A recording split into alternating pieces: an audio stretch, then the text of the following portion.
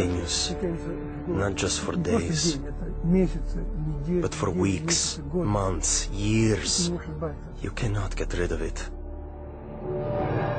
And the other continual feeling is the constant cold. Terrible cold. Sometimes I felt as if my blood circulation was slowing down.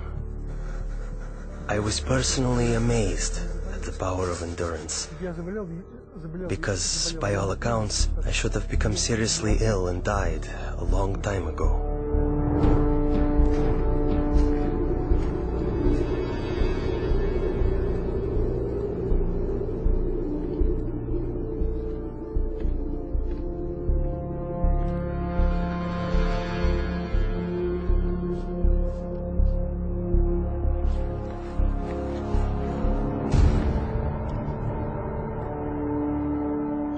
One night, I was thrown into a cell with a broken window. The KGB was determined to do an experiment and freeze me. Later they would say he broke the window in his cell and died of cold. I felt despair. I thought to myself, has God really left me? Am I really forgotten and neglected? Have my years of suffering been in vain?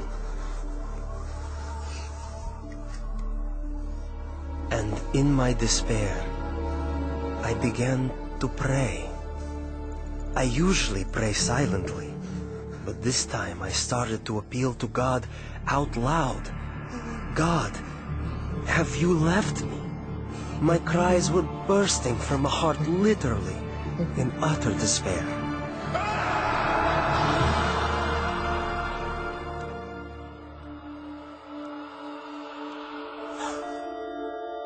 One night I had a dream. In my dream, I was told to pray for Alexander. I had no idea who Alexander was. But I told my church, and we began to pray for him.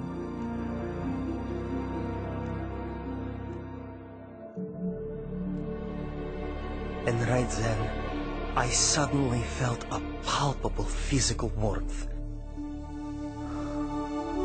Not the kind that comes from a heater, but like when a mother draws her freezing child to her breast and warms him with her tearful breath of compassion. It was a very living, human warmth. It penetrates you as if piercing you to the heart. And inside your heart, a spring opens up, out of which flows peace. A wonderful, magnificent, soothing peace.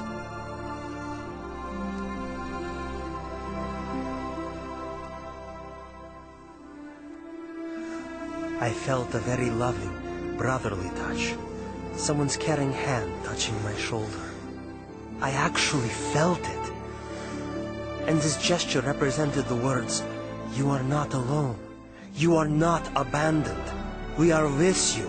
We are sharing your suffering."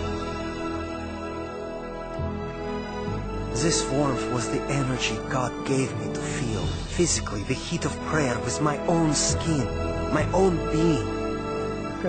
As if the prayers converted the energy of love into the energy of warmth.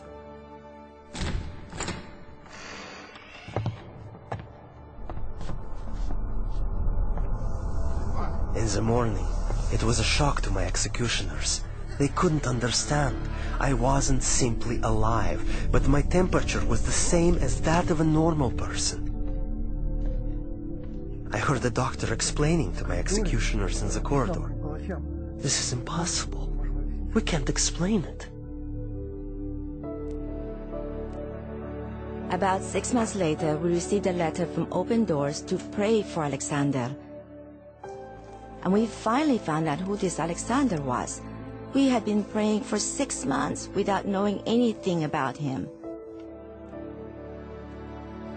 Alexander had started a Christian movement that spread across the Soviet Union. For this crime against the state, he was imprisoned to a labor camp in northern Siberia. the death sentence zone. It so happened that many people began praying for me.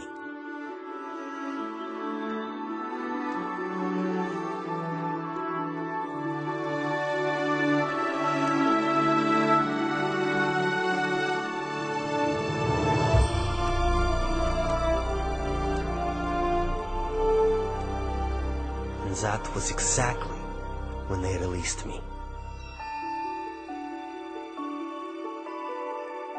Prayer opened the prison doors, and as the gospel affirms, set the captives free.